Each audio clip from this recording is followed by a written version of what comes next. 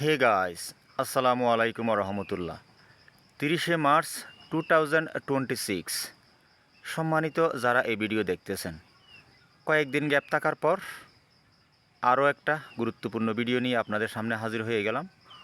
আমার ভিডিও সম্মানিত ভিউয়ার্স আপনারা পছন্দ করেন আর না করেন, কিন্তু আমার অবস্থান থেকে আমি বুকে হাত দিয়ে একটা কথা বলতে পারি, আমি এই ভিডিওগুলো কিন্তু দিয়ে থাকি মানুষের কল্যাণের জন্য, মানুষকে সচেতন করার জন্য। তার বাইরে আমার আর কোনো উদ্দেশ্য নেই। তো বিষয়টাকে কেউ খারাপ মনে করবেন না, কাজের কথায় আসি। সম্মানিত ভিউয়ার্স, এই যে আপনারা একটা দৃশ্য দেখতেছেন, আপনারা কি জানেন এটা কি? হ্যাঁ, এটা হচ্ছে একটা ফুল। কিন্তু কী ফলের ফুল? এটা হচ্ছে কি জাপানের জাতীয় ফল পার্সিমন, পার্সিমনের ফুল। সম্মানিত ভাই এবং বোনেরা, বাবারা, কাকারা, চাচিরা, আপনারা জানেন পার্সিমন ছাড়া বড় করে ফল খাওয়াটা কিন্তু অনেক কষ্টসাধ্য, কিন্তু আবার অসাধ্য কিছু নয়। যদি ঠান্ডা মাথায় যদি বুদ্ধিমত্তার সাথে আপনি ধৈর্যের পরিচয় দিতে পারেন, তাহলে কিন্তু অবশ্যই আপনি সফল হতে পারবেন। এটাই হচ্ছে কি আমার এই চারাটার বাস্তব একটা উদাহরণ।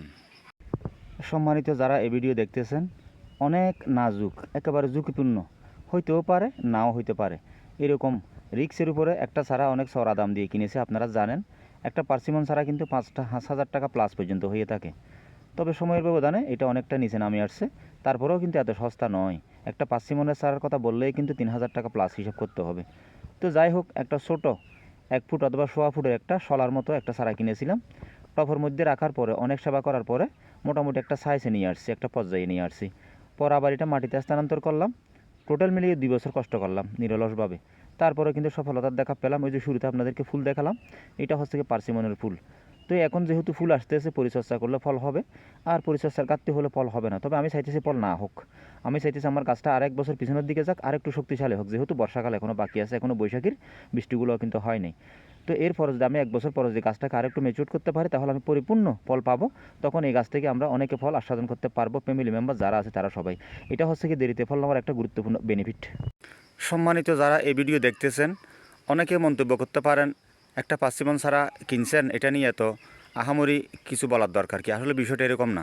এগুলো হচ্ছে আমাদের দেশের ফল নয়, জাপানের জাতীয় ফল পার্সিমন, ঠিক আছে?